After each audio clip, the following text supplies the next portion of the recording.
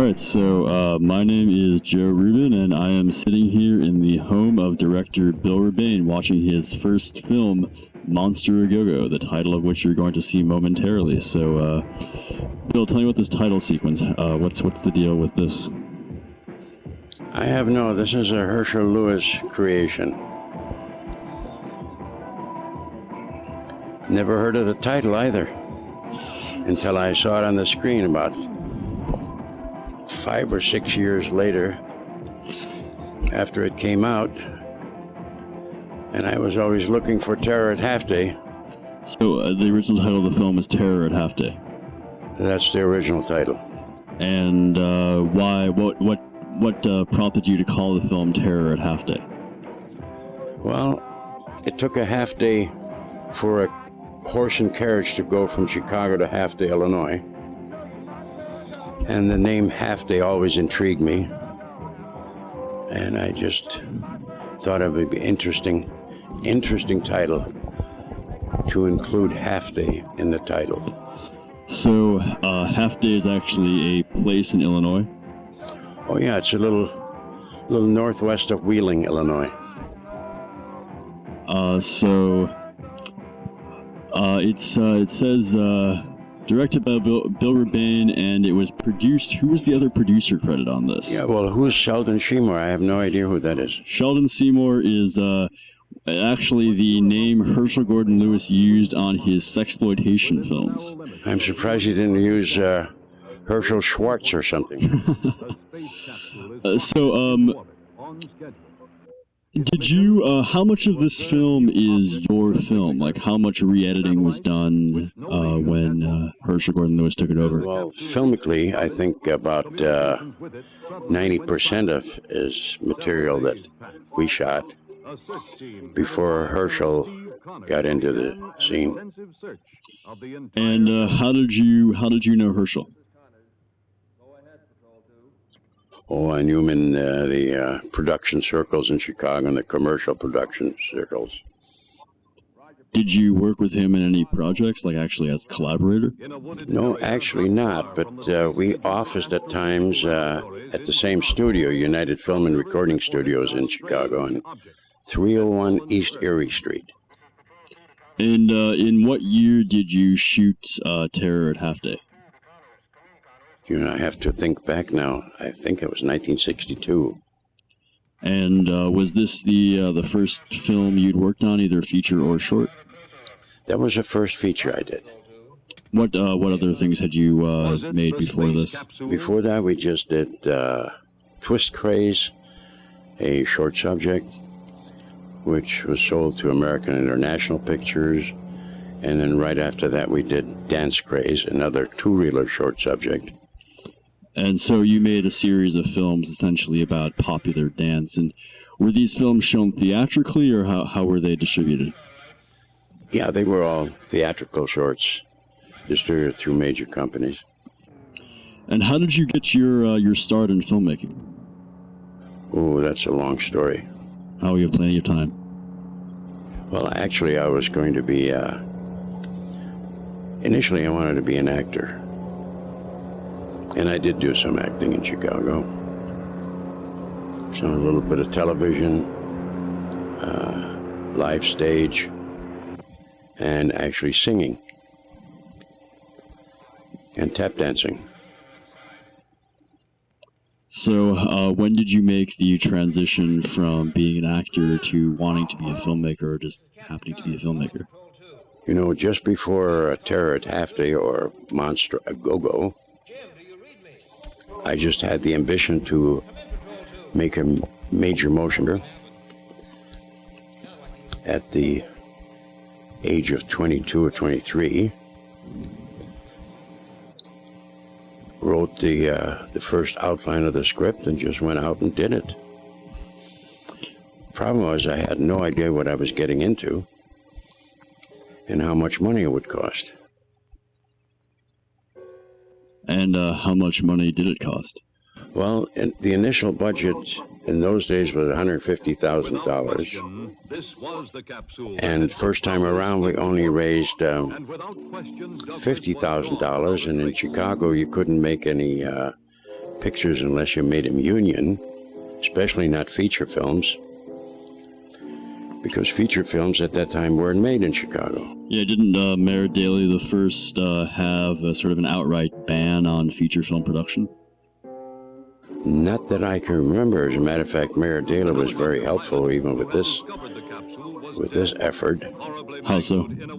Well, I knew Mayor Daley personally, and I knew a lot of his friends, politicians and lawyers, that helped make the arrangements for the final scenes that we shot in Chicago, downtown Chicago.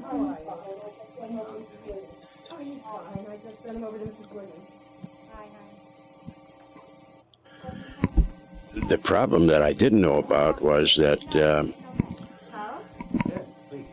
you just couldn't shoot a feature film in Chicago without union participation. And when did that come into being a problem in this film? Well, that almost before we started. And when it was announced, it was heavily publicized in the columns, Herb Lyons and Irv Kupson in the Chicago Sun-Times. And suddenly the union appeared and said, well, you're going to use a union crew, aren't you? And I, frankly, I didn't know what a union crew meant. So, long story short, when we get our first $50,000 raised and wanted to start the production, the union boys paid us a visit and said they wanted all the salaries for the union crew in escrow. And they basically pretty much took the majority of the money, and we put in the escrow with the union. Hi, Dr. Carl. Hi, Space Cadet. So, absolutely no control over it. That was for salaries for the DP. So, who was the DP on this film? Frank Pfeiffer. And was he someone you'd known previously, or how did you meet him? You know, I was introduced to Frank through other professionals in Chicago. He seemed like a hell of a nice guy, had good credentials. He had worked in Los Angeles, mostly in Chicago, in non-theatrical material. We made a deal, and he came on board. And we got stuck with the union crew and had very little money left to operate with because, you know, $35,000, $40,000 that we had to pay the union. That was pretty much the bulk of the money we had. So how did you actually go about raising money for this film in the first place? Well, I had a partner early in the game, guy who was passionately wanted to be an actor, George Perry, who you'll find in the picture. George was... who does he play, just so people know? You know, I haven't seen this picture for so long. I got to look at it again and see when he comes up. All right, so yeah, but anyway, so he was very interested in being an actor, and so did he produce the film, or? Passionate. He became my partner, production partner, and with the condition that he also act in the picture and get a lead part. Typical of low-budget production and early starts, the financier wants to be an actor. He was a great guy, though. I don't know about his acting. We did the best we could under the circumstances. But so he was the primary funder of this film. And, yes, he was the initial funder of the film. And what was he doing before he got involved in this? Was he an actor? Or? No, he was a beautician. Okay. And how did you meet him? You know, I have to really do some digging on that one. Hard thinking to remember how we met and when we met. I guess publicity caused a lot of the connections too. Once the picture was announced that we were going to make it. And this was one of the few feature films actually shot in Chicago in the 1960s. Actually, this was the first definitely union feature film shot in Chicago since the closing of the Charlie Chaplin studios. And that was a quarter of a decade before that.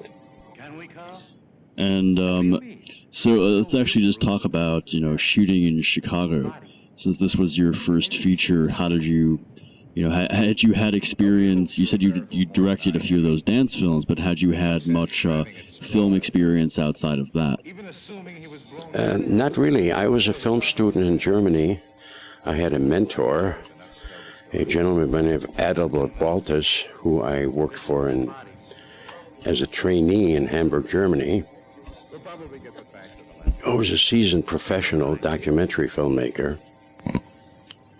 Very wonderful. He invented the circular motion picture process later. And what process was that? Explain that. What was the process that he invented? The Cinetarium.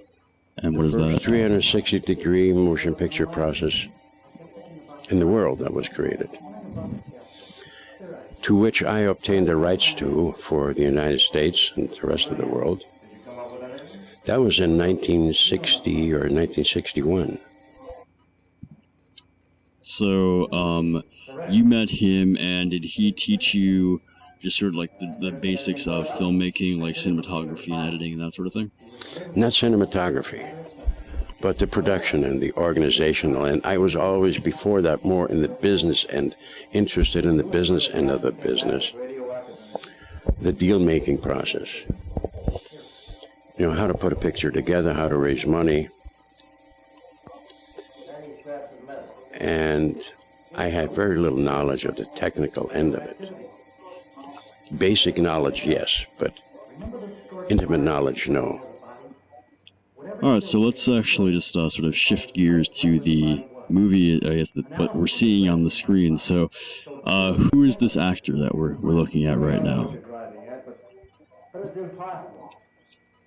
Douglas couldn't have survived. Why not? The nose cone of the capsule did. That's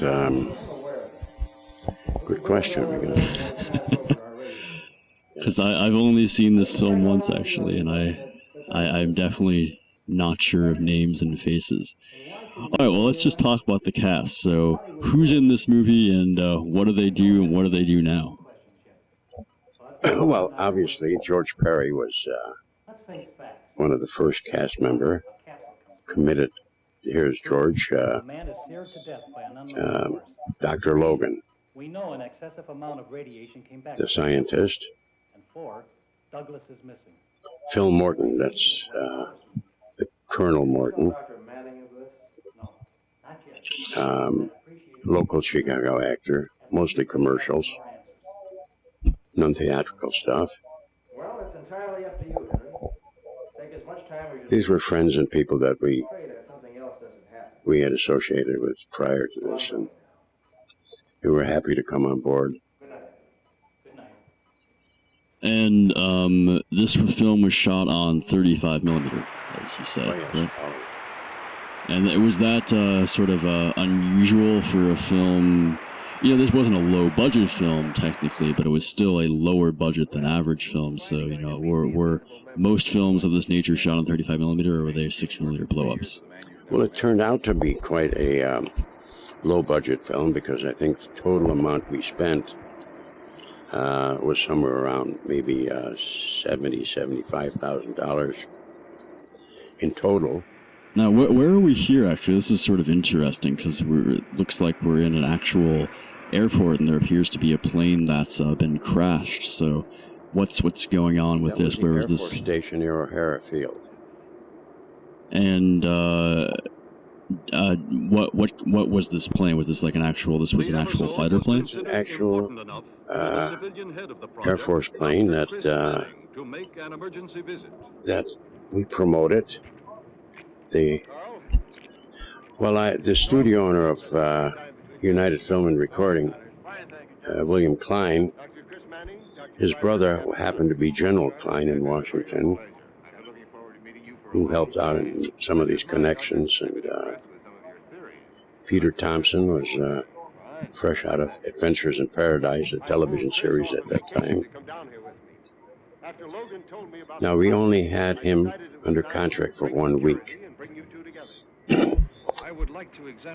And the union problem manifested itself when, first of all, we had to shoot on location in near Hafley, Illinois, in Wheeling to be exact. And we were burdened with a NC Mitchell, which weighs about 100 pounds or more on its own. When you put a blimp on it, that's another 150 pounds. So in order to lug that equipment on location, on top of a Houston Fearless dolly, you didn't need a semi. So we promoted a semi, put all of it in the truck, and the truck, as soon as it got into the field, got stuck in the mud in the spring. And here we were. We had 8 hours of shooting time under union rules, and 6 hours were used for setup time, getting the equipment into location. And if we had 2 hours of production time, actual shooting time, we were very lucky. So is this scene right now, is this part of the original film, or is this one of the things that Herschel Gordon Lewis added? Oh, it's definitely part of the original film, yeah. Okay, so this is part of the Go-Go title. Yeah, I can see my Alfred Hitchcock rolling here. Oh, where are you? Maybe a little more than a Hitchcock walk-on, right? Is that you? Yeah, that's me, I'm afraid.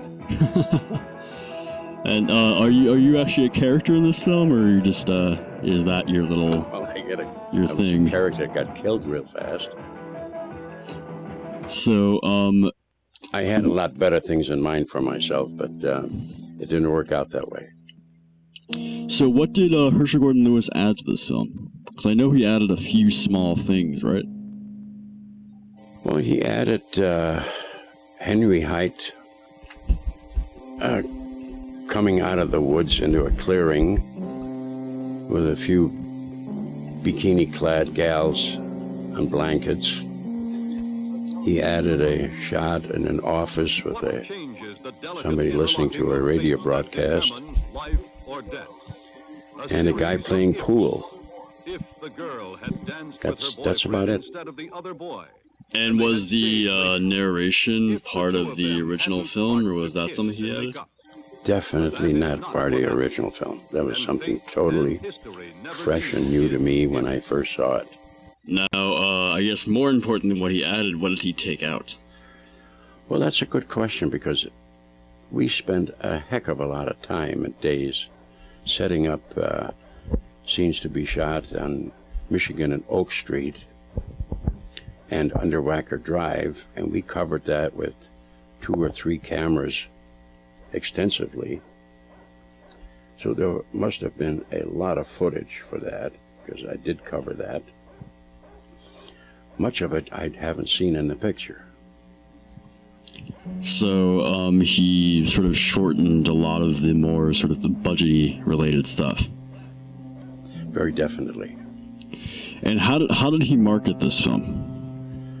Well, as I understand it, years after this all happened, is that he needed a co-feature to, I think it was Moonshine Mountain or one of his pictures for drive-ins in the South. So he pieced this together with the footage he had, and that's how it became Monster a Go-Go. So your original cut of the film never came out? And not looking at this particular picture. Well, I'm saying like you never had a release of your cut of the film, like there was never a premiere of your version. Was the film ever finished?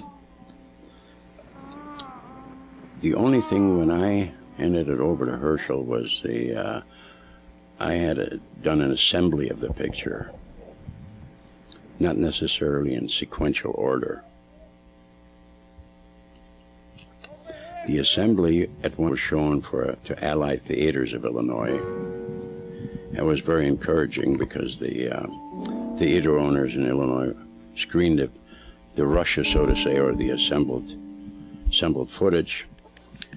And they came back and sent me a letter, which I still have today, that it looked like it would become a very playable science fiction picture.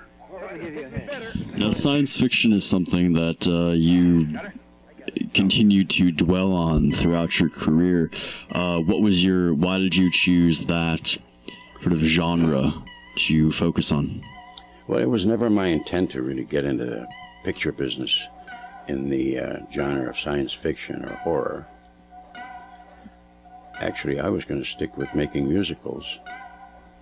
That's why we did the short subjects first. Terror at Halfta came about because it was very timely, and we were looking at the drive-in markets, very popular, and it seemed like the right thing to do, the most timely thing to do, and the type of product that would bring in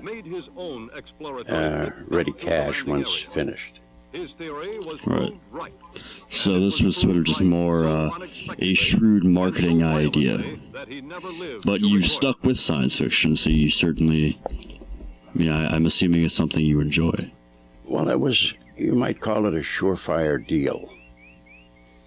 If you had a reasonably good story, which this started out as, unfortunately it didn't finish that way, but then again, in this business, you never know what's going to happen. A lot of ups and downs, and I think maybe I should call myself lucky of having it even finished in this form. So what was the original version of the story? Well, basically it was what the Monster of Go-Go bylines promise. An astronaut goes up, and guess what comes down? The idea was very simple. Yes, we were in an era of the first rockets being sent into space and astronauts.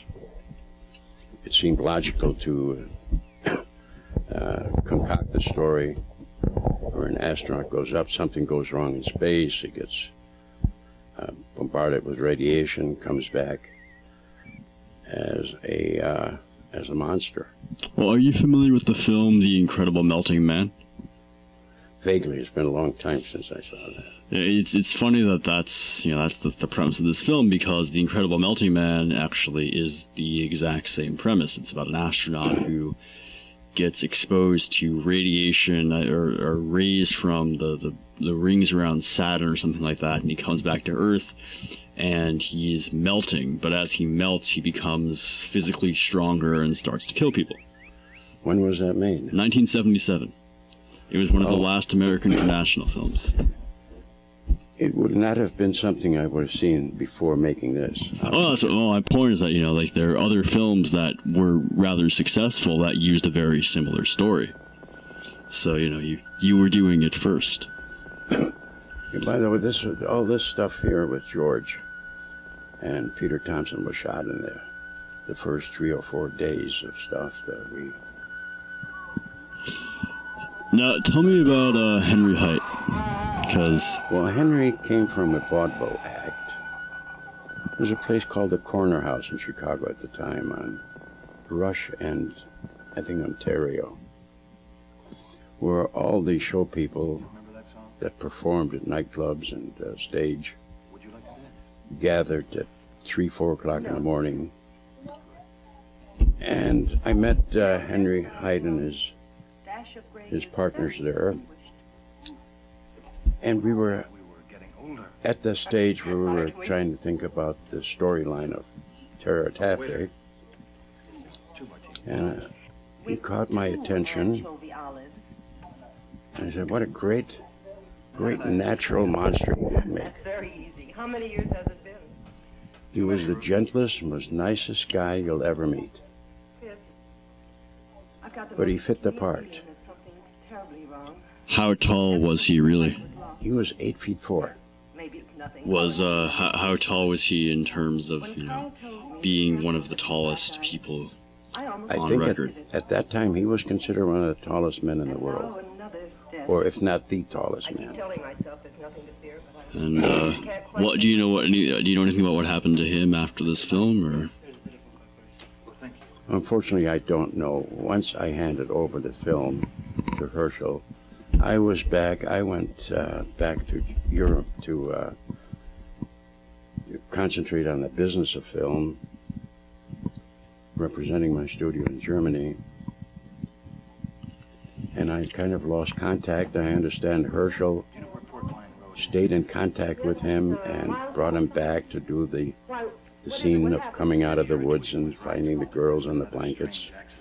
Oh no. So, when you left for Europe, did you make any films in Europe? What did you do out there? And also, when did you come back to the United States? Well, I was representing my studio in Germany at the time. I had offices in Chicago and Hollywood to attract American producers to come to Germany and shoot pictures for lesser prices, really, because the dollar, I think, at that point was still around 4-1 against the D-mark. So it was a lot less costly and more convenient for some producers to shoot their films in Europe, overseas. It was called runaway productions in those days.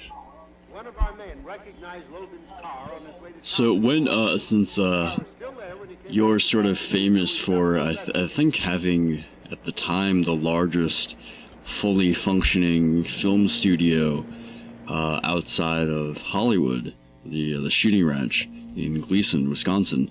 When did you establish that? That didn't come until much later. I moved to Wisconsin around 1966, end of 65, 66. And it was not intended to be for purpose of building a studio. I had traveled back and forth to Germany for long periods of time, getting involved in a picture for a Columbia picture called The True Story of the Battle of the Bulge, called The Final Guns, with producer Tony Lazzarino, who had made the X-15 a few years earlier. Carl, do you have any idea where Logan was going this morning? And Said he was going into town to pick up some personal things. there was a time where I kind of got tired of not getting paid. Maybe you better drop me off. All right. If we can find out what brought We were living in Chicago at the time. Good idea. Actually, I went on a fishing trip to Wisconsin. Found a beautiful piece of property and called my wife and told her I just bought a farm. It was an old ramshackle farm, which took about 2-3 years to renovate, and because I had a lot of industrial film production commitments with a Chicago friend of mine, a producer, he kept me busy directing and shooting commercials, industrial films, corporate films, and I would travel extensively and bring him back to Wisconsin and do the post-production editing. And over the years accumulated a lot of equipment. And yes, it did turn out to be or become one of the few facilities that made feature films full times between 1967 and 1992, actually. Did you have a lot of outside productions coming in and shooting them? We had a few, including Uli Lomel's Devonsville Terror. And that was in '82. Yes, and I had a lot of corporate business and a lot of commercial work and industrial work. So I guess returning to Terror at Half Day or Monster Go-Go, was this film shot at all on sets, or was it all shot on location? Everything we see here is shot on location. So now where is this lab? Or is this a real lab? This is a real laboratory. I think Abbott Laboratories. Okay, yeah, so Yeah, Abbott is still around today. They're a pretty big. We have a Yeah, think, much bigger than they were at this time. Yeah, 'cause, I mean, this almost looks like a set. It doesn't. It's pretty sparsely laid out. And did you end up? You said people were sort of very excited about the fact that a film was being shot in Chicago. What was the? I mean, describe making sort of an independent film in Chicago in 1962. Well, you were looked upon as a total oddity and nutcase. Because Chicago, if you remember, you might recall or heard about, that was the commercial film center of America. And what do you mean by that? In other words, Chicago was known as a place for advertising agencies, for commercials, industrial films, maybe documentaries. So the people in the business were not attuned to feature production. And if you talked too much about feature production, they thought you were a nutcase. That, of course, has changed considerably today. To an extent, I mean, Chicago is a city that it has, at least in the last 5 or so years, really blossomed into a sort of a cheap alternative to New York. Well, I do the believe Spider-Man movies were shot in Chicago. The Dark Knight was shot in Chicago. The new Ron Howard movie is being shot in Chicago as we speak. Well, I kind of hope that maybe thinking back that some of our activities and efforts were a forerunner of those later efforts, when the city realized that there was a lot of money to be made in production by attracting Hollywood productions to the Midwest. As a matter of fact, I think in 1961, 62, prior to shooting Terror at Half Day, I had made a lot of overtures to Mayor Daley and friends that were in politics. Why not promote Chicago as a center for feature films? But that fell on deaf ears in those days. So, Bill, you were saying that this is a scene here that George Perry. Well, why wasn't I informed about the switch from It got so bad we ran out of money. We had to change the script because Peter Thompson left us. So I had no main character for the pickup shots. So a friend of mine in California, who was a producer and writer, music writer mostly, very oiled in production, Doc Stanford, came in. He says, why don't we just change the character? Dr. Manning is out. Peter Thompson, the character Dr. Manning, is out, and his brother comes in. And I said, who's going to play his brother? He says, I will.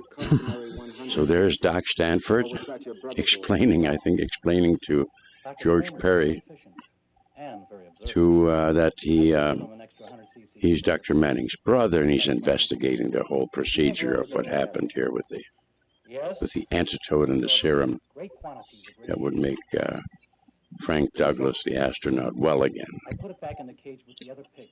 So anyway, you before this, you were saying that you were sort of trying to convince the city of Chicago that they could make essentially a promotional film for themselves, and you were telling me earlier that you actually did make a promotional film when you were working for WGN, or how did that come about?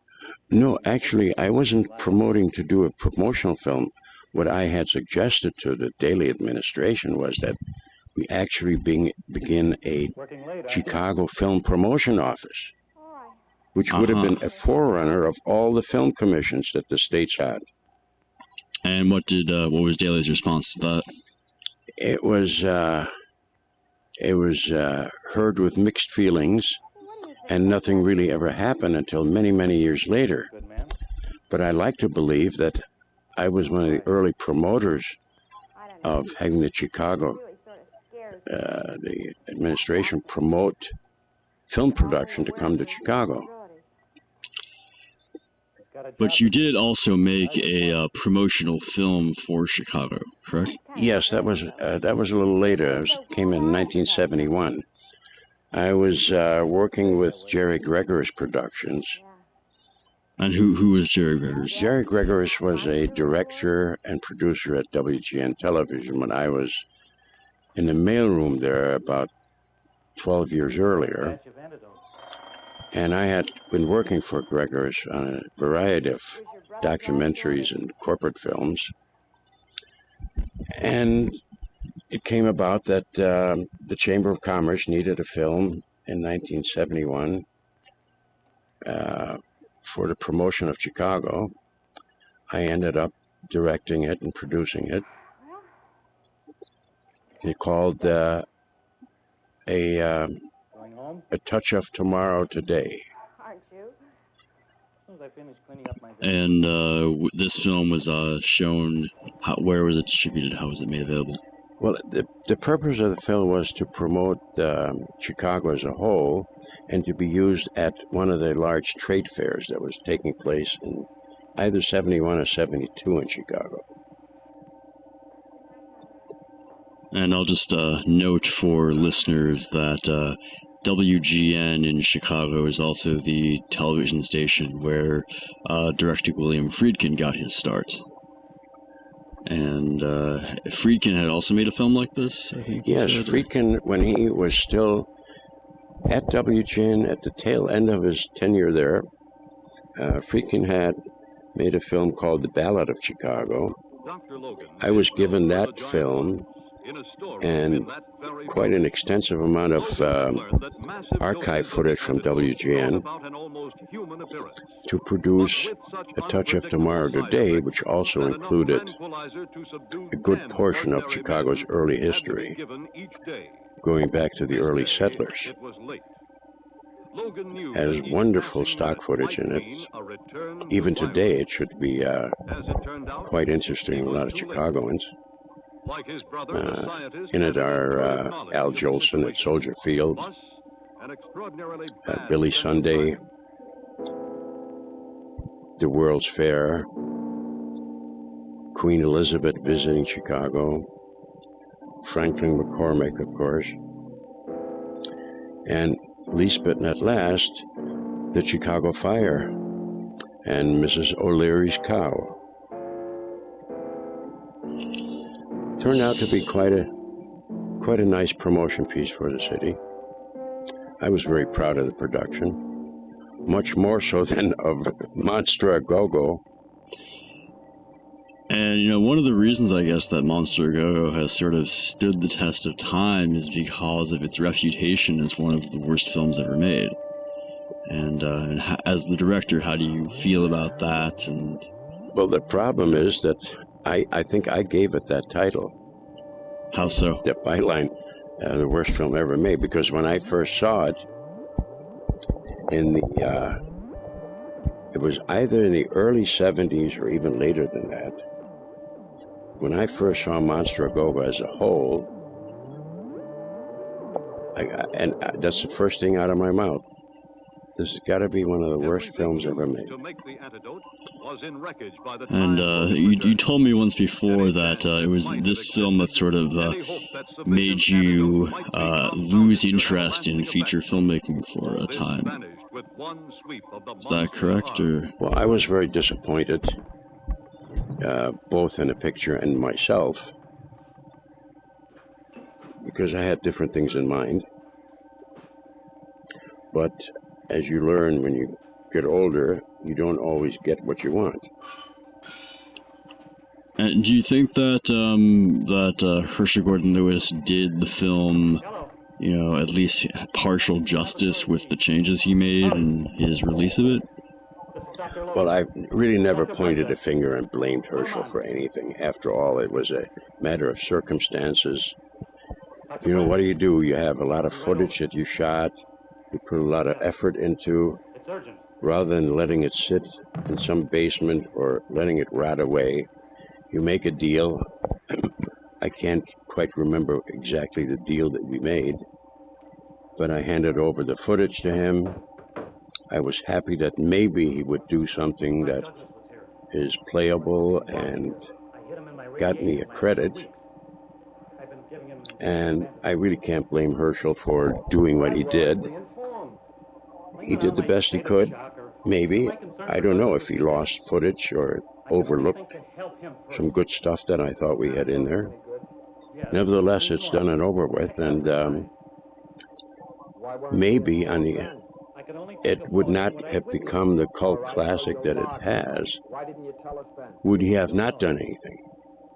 As a matter of fact, I'm quite sure of that. And A lot to do with it. I mean, and how do you feel about its reception today? I mean, the fact that, the mere fact that we're sitting here recording a commentary definitely says something about the fact that this film has, continued to survive, and there's an audience out there who wants to see it. I don't know why anyone would want to see it, but on the other hand, I guess maybe it has some value for film students if one knows the whole story. Now, is this one of the scenes that Herschel shot? That's one of them, yes. Okay, yeah. You see, there's a couple of women who I think they're both wearing white pants too. Well, gotta have some girls in the picture, right? Yeah. But, none of your films, with really the exception of Blood Harvest, has much of any nudity in it. And and really none of your films, again, also with the exception of Blood Harvest, have much of any real on-screen violence or gore. I mean, your movies feel more like they belong to sort of the 1950s era of hint but don't show, as opposed to the sort of like the 70s and 80s era of excessive exploitation. And was that something that you... I love how they all rise up in unison. I just have to mention that.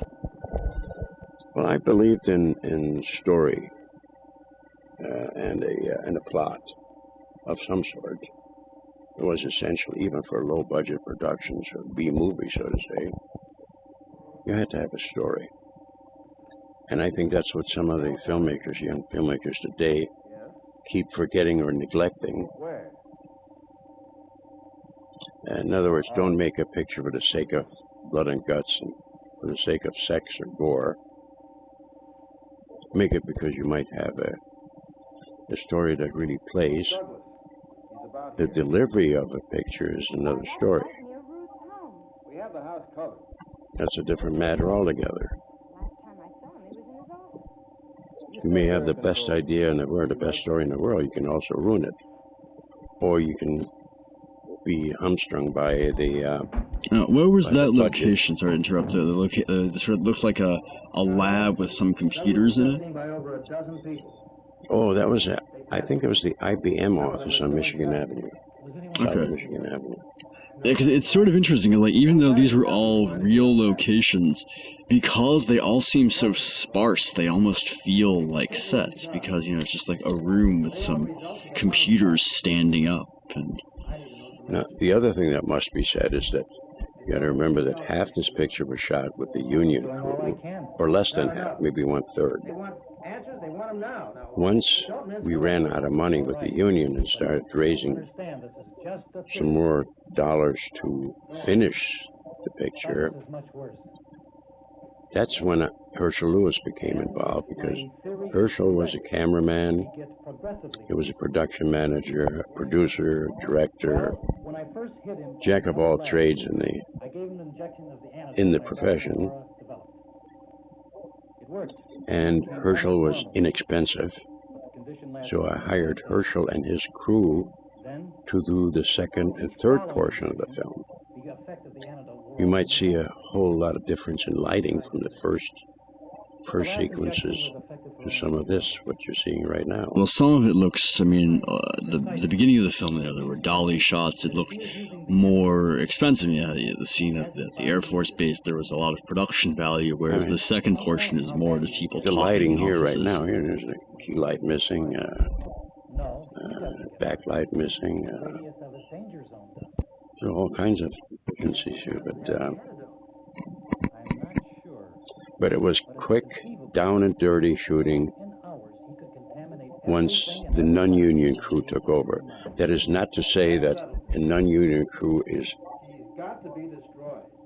of any lesser value or is less good than the union crew, but it had to be down and dirty for the bucks that we had, and I'm surprised that we even got it in the can as much as we did.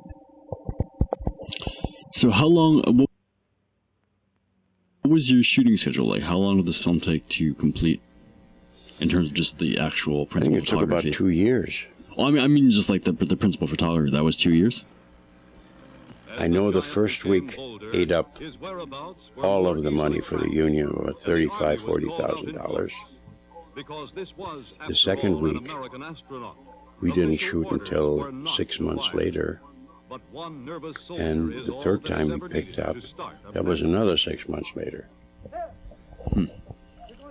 And so the film wasn't really completed until maybe 1963?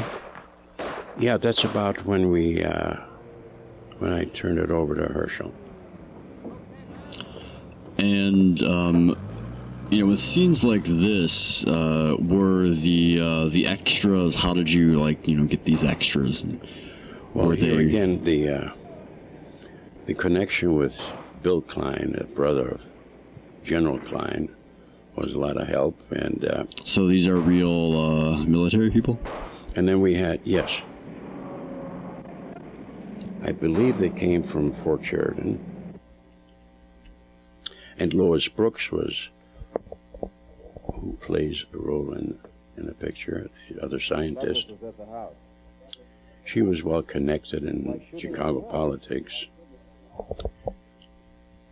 She was able to get the locations like Michigan and Oak Street, keeping in mind that I don't remember ever in Chicago motion picture history that anybody blocked off Michigan and Oak Street during rush hour traffic, which is about 5, 6 o'clock in the evening, and totally blocked it off for traffic. And just to qualify for people who aren't familiar with Chicago and the Chicago layout, Michigan and Oak Street is the sort of the north end of downtown Chicago, and it's a couple blocks from the lake, and it's sort of one of the big shopping areas now. Bloomingdale's is there, and there's the Water Tower place, which is another mall. So this is sort of like a major shopping hub in downtown Chicago. And was most of this film actually shot in the city proper, or was a lot of it shot in sort of like outlying areas or suburbs? Or well, I would say it's about 50-50. A good portion of it was under Wacker Drive on North Michigan Avenue on the IBM office, and on Michigan and Oak in the underpath just north of there, Oak Street Beach, and the rest at various locations surrounding the immediate Chicago area. Now, who is she? Who is this woman? That's Aviva Crane, and we just found out about 6 months ago that she burned herself to death in her home. She committed suicide? Yes, dropping a cigarette on the floor. Was she a professional actress, or what was? No, I think she was married to one of our investors. So again, someone who puts money in and then wants sort of a performative return. That's how independent pictures are made. Yes, Mel Brooks style, producer style. Yes, and. So all of these scenes that are, sort of just taking place at night, were they? Was this just, like, was this all scripted in advance? Because these, like, these are sort of a lot of repetitive scenes. Were these, like, just put in as filler, or were these actually scripted? No, it was all scripted initially. We just got to remember that long periods of hiatus and pauses between shooting times screwed up a lot of continuity, and we're always trying to figure out how to piece things together if we lose this and if we lose that. It was a bit of a nightmare. And how much, I mean, what kind of wages were you paying the actors and crew people? I'm not talking the union people, I'm talking just like the actors and it wasn't whatnot. Cheap. It was kind of the going rate, and I can't for the world of me remember what the going rate was in Chicago in '62. But talent agencies always had their going rates. They put the price down, and you either agreed to it or you couldn't. And we started out with Screen Actors Guild, So how many of these people were actually, like, real actors as opposed to investors or relatives of investors? Well, there was Peter Thompson, Stu Taylor, the truck driver. Was a professional. He was a stuntman for Batch Act Production for a long time. That was John Wayne's company. Were these people all based in Chicago, or were they flown in from other areas like L.A. or New York? Here's another Herschel shot. Insert. I think he's reading a girly magazine, which is probably why the shot was inserted. And this is also one of his shots. Yes, that's his secretary, by the way. It's Herschel's secretary. And Herschel was based in Chicago at that time. He ended up making a bunch of films in Florida. And it's sort of ironic that, he would have taken a film like this because his big thing was gore. Yeah, but you have to remember, just before this, he made a non-union picture, a little independent feature called Prime Time. I'm not familiar with that one. What was that film? I have never seen it. I saw bits and pieces of it at the studio. But he didn't do well with it. And it's after this that he switched, after Prime Time, that he switched over to the blood, guts, and gore stuff. Well, he'd also been making nudist films. Yeah, well, the Prime Time, I think, had a little bit of TNA in it. Okay. Early So now TNA. what's happening now? Because that guy just got out of a van and collapsed. Well, now, this is stuff that was Herschel and his crew shot under Wacker Drive. Where so Henry this is Hyde more Herschel footage. Yeah, has penetrated into the city, and they're looking for him. Now, there was one heck of a lot of footage in that particular instance that was in a can. You realize there's over 5 million people in the city? I just couldn't tell you what happened to it. Now, And- in the middle is Lois Brooks, the one we talked about earlier about. Who burned herself? No, that's she's the one that had the good connections to the politics in Chicago. Okay. And so, what was the next feature film you made after this? I think it was, 1974? Well, after that, I made a series of bank films, bank training films and crime prevention films with former FBI agents, a whole series of half-hour shows. And then we went right into Giant Spider Invasion. Didn't you make Invasion from Inner Earth? Before? Sorry, yes, that was the first one in Wisconsin.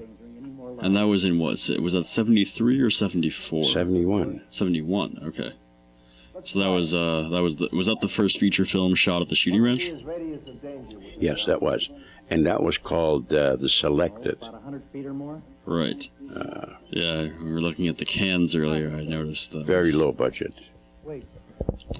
And I know, like, you shot the majority of your subsequent films on 16 millimeters, so that was almost. That was shot in 60 millimeter Invasion. And is this back at the IBM office? Yes, that's right. So, fill us in on what's happened in the plot thus far. If I can remember, that would be great. Is this more Herschel footage, or is this stuff that you shot? No, you see, stuff like this we had tons of. And this is the military. I think we were working with 3 cameras at the time. So there was plenty of stuff. In those days, I didn't touch a camera. Was this part of the Union stuff or the post-Union stuff? This is post-Union. Okay, so really only the very beginning was shot with the Union crew? Right. So, they wouldn't budge. They just pulled everything back and used the money for whatever they felt was right.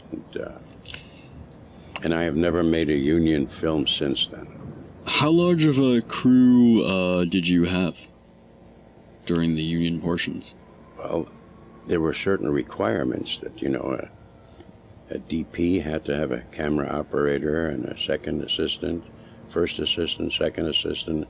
A city of 5 million people became a huge a loader, a loader, the sound crew had to have a boom man, recordist, and an assistant. City streets were cleared of all but official They didn't personnel, spare us. with the realization that even seeing the monster and might mean that an individual was what made the close enough film to have a meaningful dose in need of a Union crew? Was it the budget, or was it the fact that it was going to be... The fact that we were making a feature film in Chicago that mandated a Union crew, or something would happen, or something you wouldn't be working in Chicago, period. So were did the unions have a lot of work? So, I mean, again, you said there weren't many films shot in Chicago, so were there a lot of people, were the unions terribly active? They were very active, because even the technicians and the union technicians were all working in studios that were signed to the union, had contract with the union. So the union people weren't Chicago-based, they were flown out? No, they were Chicago-based. So who were they working for in Chicago? At that time, Chicago had one heck of a lot of film studios. There was Niles Production, Fred Niles. There was Jack Lee Productions, United Film and Recording, Chicago Film and Recording. I mean, I could go on and tell you there were dozens of commercial film studios. Most of them were union. And these studios were making, like, industrial films and things like that? All industrial films, commercials. All commercials were being made in Chicago. Now, you told me that, I forget the guy's last name, but the person who sort of supplied you with a lot of your equipment, his name was also Bill? Oh, Bill Johnson. Yes. Bill Johnson was a previous partner of Herschel Lewis's. He owned, I think it was Lewis and Martin Film, no connection to Herschel Lewis. What are we supposed to do if something happens? Or, and he had all Martin the and Lewis team. He had all the lighting equipment, and when we arrived under Wacker Drive, we had no place to tie in the electricity for all the lights Bill Johnson had. So the story I heard from Bill Johnson just recently, when we talked about this, he had to get into a basement of the 333 Michigan building. No, the building under the London House at that time. What was the London House? The London House was a nightclub that was right on the edge, a corner of Wacker and Michigan. They had to practically break into the basement to get power. You see a great absence of Is this some of the Lower Wacker Drive stuff? Right. And this was all shot Let's post. face it, there's no light. This is existing light here. Yeah, and some of these shots are quite dark. So, we were also talking about this earlier, just the changes that have gone on in Chicago. And do you think that Chicago is a more or less hospitable place for production like this? Like, say a filmmaker wanted to make a low-budget feature in Chicago today, do you think that they'd be able to get the same resources that you did at the cost you did? Never happened. I think Chicago, for the independent, non-union, or low-budget producer, it probably could never happen again, what happened here. And maybe, in retrospect, this is a kind of picture that should be used as a training tool for filmmakers, with the entire story of how it started, progressed, how it finished, so every young filmmaker can learn from it the do's and don'ts, the obstacles you run into trying to make a low-budget independent film surrounded by a union environment. I'm not blaming anyone for the final outcome of this, but it's something to be talked about and said. In other words, it ain't easy. So, we're getting towards the climax, correct? Yeah, I would think so here. We're getting there. So, what's happening? What are they, well, what they're are the still military looking trying to for do? Frank Douglas, the astronaut that is. And, that what's, is full Frank of radiation Douglas been up to? and So, and this is also Lower Wacker Drive stuff? well, this is a good old joke, like Alan Hale said. There's a Geiger counter, but we don't have any Geigers around here. Remember that line? No. That's out of Spiders. I have to rewatch that. You already recorded a commentary track for that one, didn't you, though? We'll see. But, so, I'm trying to make out actually what they're saying. That was one of the Alan Hale specials. He says, he looked at Steve Brody holding this little gadget, and he says, "And what's that gadget?" And he says, "It's a Geiger counter." And Alan Hale comes back, "But we don't have any Geigers around here." So I asked you this again before. What would you, of your films, which ones are the ones that you're most proud of? Well, I think one that got lots of theatrical exposure is The Alpha Incident. And that's also in the science fiction. That's a science fiction drama. And I guess to since we are coming to a close, I think we have about 5 or 6 minutes left on the film. I'm pretty sure. What are you up to today? What are you doing with your life today? And also, what films can we expect in the future? I'm retired, and when I watch this picture, I get retarded. What else can I tell you? I mean, it's 50 years later when you look at something like this and say, why did you do this? And how did you do it? It is kind of amazing. We are almost 50 years after this film has it's been 50 years since this thing has been around. And again, I have to repeat that, as much as we can look at it and say whatever good or bad, it has sort of miraculously withstood the test of time. Well, I can remember how we did it, but I sure as hell can't remember why we did what we did. I guess it was sheer perseverance of having the passion to make a feature film of some sort. And that's really what drives filmmakers, is passion. And you got to start somewhere. Now, what is this narrator saying? I can't make out a single thing he's saying. So why do you think Herschel added this, the narration? Because it's like a disclaimer. There's no real ending. Why isn't there any ending? Because he disappeared. the final scene was never finished. Frank Douglas was supposed to be injected with an antidote that they've been working on all through this picture to get well again. And was that how the film was going to end? Was he just going to Right. He was it was going to be a happy ending, and June Travers was going to see her brother again. Which reduces the level of radiation. And what happened? Why wasn't the ending shot? Just ran out of money? Or? Well, it had to be either at this moment we ran out of money, or somebody in Chicago said, enough is enough. You can't block Michigan Avenue forever during rush hour on a weekday. How many days were you shooting in Michigan and Oak? Oh, we only shot. This was all day, one day shooting.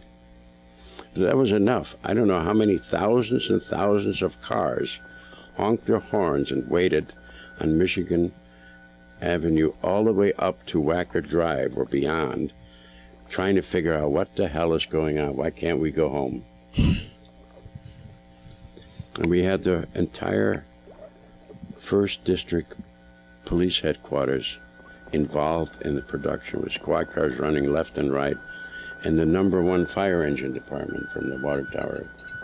I noticed that there was a scene earlier where a bunch of fire and rescue trucks drove by. Did you pay the city for use of that, or was that just sort of a pro bono thing? That was all pro bono. This is all. Yeah, see, now that's probably the most amazing thing of all. Thank you, Mayor Daley. You're probably one of the few film people who has ever said thank you, Mayor Daley. Because Daley was, again, very sort of notorious for being really worried that Chicago would be portrayed negatively in films, and more that he would be portrayed negatively in films. And the few films that were shot here, like Mickey 1 by Arthur Penn, and Medium Cool, and and Uptown Saturday Night, they were really sort of few and far in between exceptions. But very far and few in between. Mickey 1, I remember that very well. What commotion, but I'll tell you, I don't think anybody has ever been able to get that much, knock on wood, out of a city as we did here in the way of locations, without permits, without fees, without having to pay anybody off. But we did pay the union. So maybe that's what did it to begin with. Mm-hmm. We put union people to work. Let the kid do what he wants, I guess, was the attitude. Well, the first film that was made in Chicago, like the first independent film that was made in Chicago after Daley 1's death, was also a horror film called The Psychotronic Man. Yes, I'm not too familiar with that, but I've never actually watched the entire thing, and I guess we're at the end now. I kind of like this double exposure of some planet with the feet walking over. And do you have any final comments before we fade out? The audience must be so glad that it's over. Well, it's been an interesting experience sitting here and watching this, and I guess the narrator is still talking. It certainly was, and thank you, George Perry and Helen Klein and Mayor Daley.